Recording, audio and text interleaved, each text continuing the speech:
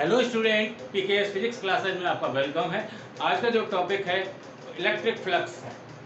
What is the new topic? Electric flux. तो मैं आज इलेक्ट्रिक फ्लक्स की बात कर रहा हूँ कि इलेक्ट्रिक फ्लक्स क्या होता है। तो देखिए, सबसे पहले इसका सिंबल यानी कि इसका सिंबल क्या है या नोट करने का तरीका। It is denoted by phi for flux का होता है। फाई जो है वो फ्लक्स के लिए है। और कौन सा फ्लक्स है? इलेक्ट्रिक। तो इसलिए यहाँ पे ऐसा शॉर्ट में सफिक्स के रूप में लगा सकते हैं, phi for flux and E for electric. That mean electric flux. तो इट इज डिनोटेड या एक बार से डिनोटेड है, हम ये कर सकते हैं, या इसका एक सिंबल है। सिंबल या रिप्रेजेंट करने का तरीका क्या है यहाँ पे? फाई फॉर फ्लक्स और ई फॉर इलेक्ट्रिक। तो यहाँ पर ये है। आइए इसके फॉर्मूले की बात कर लेता हूँ। इट्स फॉर्मूला, इसका जो फॉर्मूला है phi E is equal to, that means electric field intensity and vector area. What is E? Is the electric field intensity, क्योंकि ये वेक्टर क्वांटिटी है इसलिए एरो लगा हुआ है।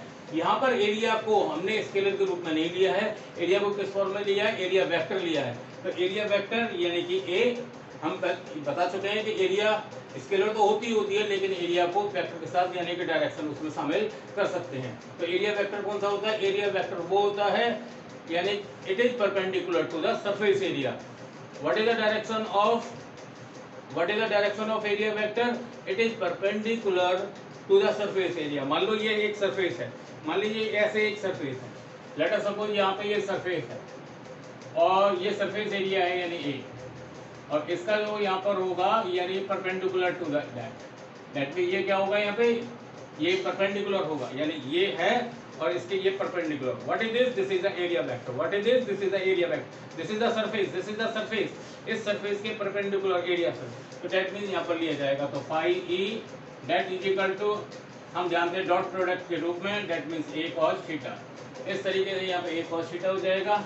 If theta is equal to 90 degree, मान लीजिए थीटा 90 डिग्री है, तो यानी कि phi E is equal to E A cos 90। Cos 90 की वैल्यू 0 होती है, that means phi E is equal to 0 हो जाएगा। यानी उस समय कोई फ्लक्स नहीं होता, या उस समय कोई फ्लक्स यानी कि हमें नहीं ऑब्टेन होता जिस समय ई और ए के बीच में यानी कि इलेक्ट्रिक फील्ड और इसके बीच में क्या हो, ये एक दूसरे के परपेंडिकुलर हो, यानी ई और ए के बीच में जो 90 डिग्री एंगल बन रहा हो तब। लेकिन हम यहाँ बात करेंगे if theta is equal to 0, that means उस समय क्या होता है, यानी पैरेलल है। पैरेलल कौन है? पैरेलल ई और ए। ई और ए यानी कि पैरेलल है, एक ही डायरेक्शन में है। मान लीजिए ई का डायरेक्शन ऐसे है तो ए का डायरेक्शन भी उसी डायरेक्शन में रहेगा। तब यहाँ पर क्या होगा? Phi E is equal to यानी ई ए साथ में cos 0। cos 0 का वैल्यू कितना होता है? यानी 1 होता है। तो that mean E A maximum value होता है, that mean phi E in that condition is max. What is that? E A.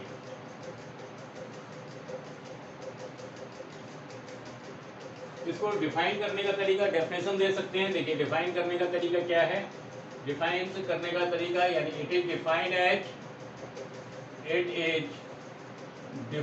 As number of electric force line. It is defined as number of, यहाँ से क्या पास होंगे? Electric field कौन बनाएगा? Electric field कौन बनाएगा? इलेक्ट्रिक फील्ड बनाएंगे number of electric force line. Electric force lines it is defined as number of electric force line. अब यहाँ पर ई का डायरेक्शन भी कैसे होना चाहिए? अब ये भी मैंने बताया है, यदि यानी ई और ए के बीच में 90 डिग्री होगा तो यहाँ पे कोई फ्लक्स नहीं होगा, यानी फ्लक्स मैक्सिमम के लिए या ई का और ए का डायरेक्शन पैरेलल होना चाहिए। तो ये सरफेस यानी वेक्टर की जो डायरेक्शन है, एरिया वेक्टर की, वो डायरेक्शन यानी सरफेस एरिया के परपेंडिकुलर है। तो इसका मतलब इलेक्ट्रिक फील्ड का डायरेक्शन भी अगर यानी कि ऐसे होता है तो इसका मतलब यहाँ पर सबसे ज्यादा यानी कि क्या होगा, यानी कि फाई जो होगा वो मैक्सिमम होगा। इसलिए यहाँ पे बात कर रहे हैं number of electric force line passing through. It is defined as number of electric force line passing through perpendicular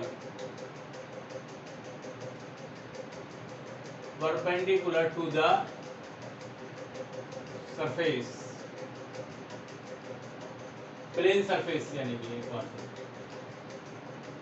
surface area ऐसा बोल, क्योंकि वेक्टर का जो डायरेक्शन होगा वो सरफेस एरिया के परपेंडिकुलर होगा, दैट मीन्स ऐसे बोल सकते हैं।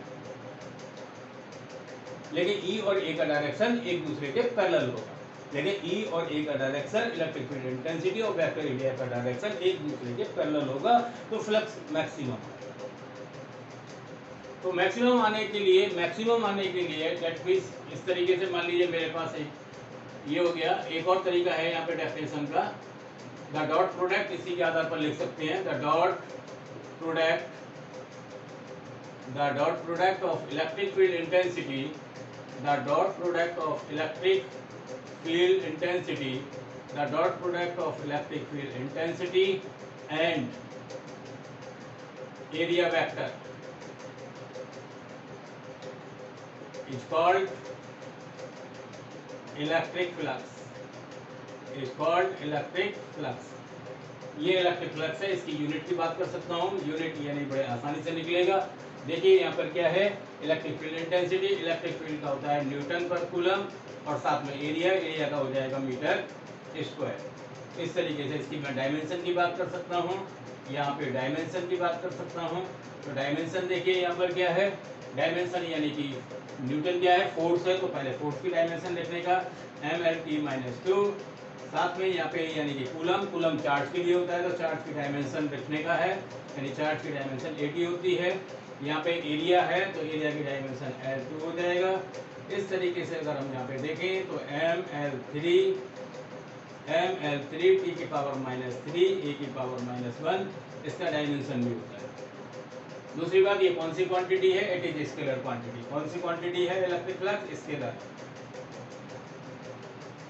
It is scalar quantity. The dot product of two vector quantity is always scalar quantity. तो यहाँ पर क्या है, the dot product of two vector quantity